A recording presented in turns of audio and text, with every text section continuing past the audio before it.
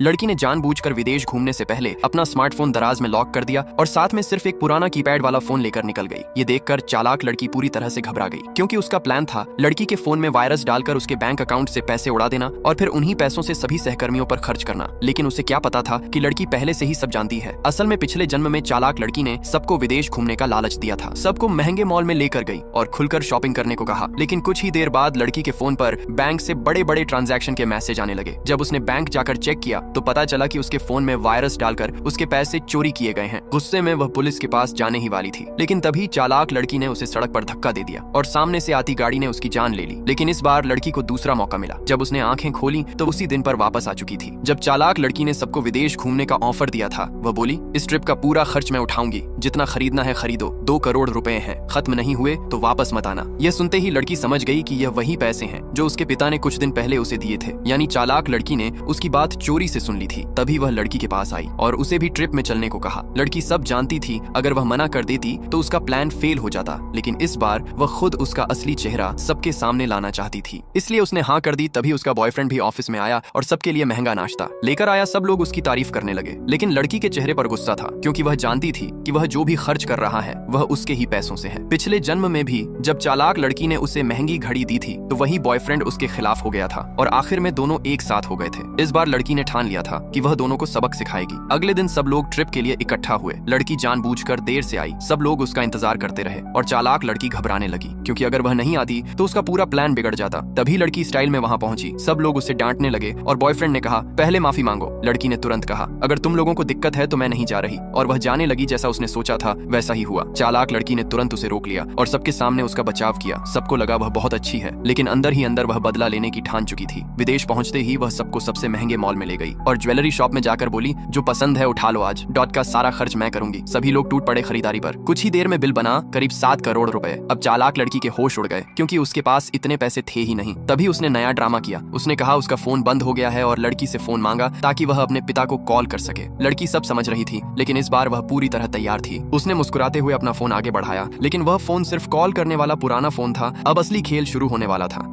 इस फोटो के लिए लाइक, सब्सक्राइब